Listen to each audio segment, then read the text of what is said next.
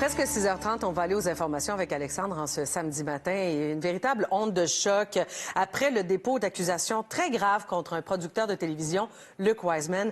Alexandre, ça fait encore beaucoup jaser, hein? C'est sûr que les réactions ont été très nombreuses. Luc Wiseman était un producteur important dans le showbiz québécois. Il est accusé notamment d'agression sexuelle sur une mineure, d'attouchement sexuel, de production également, de possession de pornographie juvénile et de voies de fait. Vous voyez les chefs d'accusation à l'écran que je viens de vous énumérer. L'homme de 64 ans va comparaître au Palais de justice de Montréal le 23 juin prochain.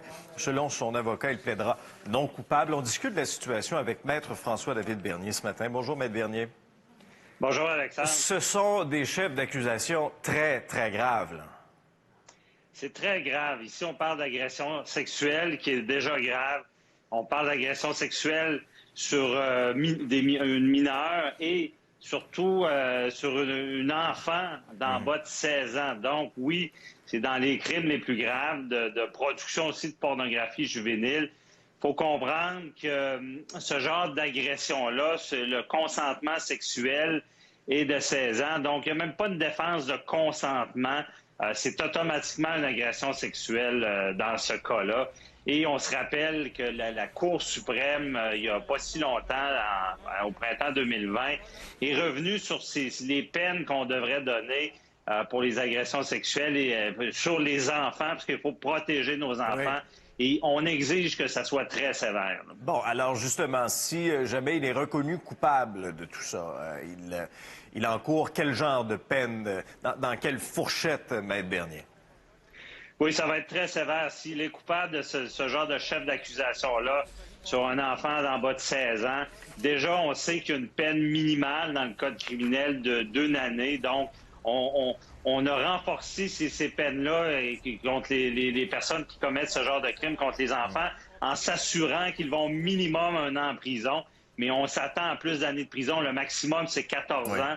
On parle de plusieurs chefs, Alexandre, et on sait que dans ce domaine-là, on pourrait mettre des peines consécutives, ce qui veut dire que cumuler avec d'autres chefs d'accusation des peines, là, habituellement, c'est concurrent, donc il y a plusieurs chefs et si on va purger une peine là, qui est concurrente, on ne cumulera pas par chef, mais dans ce cas-là, on pourrait être tenté de donner une peine consécutive. Parce que si jamais il est reconnu coupable, ce qu'on veut, c'est maintenant, là, comme je disais avec le jugement de la Cour suprême, c'est de donner l'exemple des choses vraiment terribles à faire dans notre société. Là. Maître Bernier, dans ce cas-ci, les événements qu'on reproche à Wiseman se seraient déroulés entre novembre 2018 et avril 2021. C'est quand même assez récent. Est-ce que ça aussi, ça peut jouer pour la démonstration de la preuve?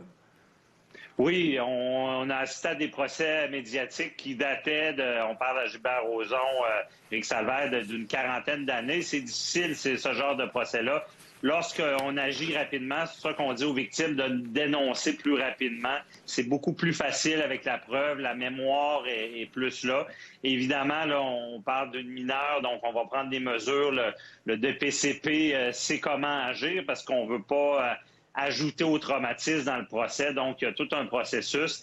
Et le fait que ça soit pas si vieux, comme on dit, oui, ça facilite la preuve là, dans ce genre de procès-là. Ouais. Alors, on va laisser la justice suivre son cours, mais on a quand même une pensée pour cette victime aujourd'hui, pour ses proches également. Maître Bernier, merci beaucoup d'avoir été avec nous. C'est un plaisir. Bonne journée. Au revoir.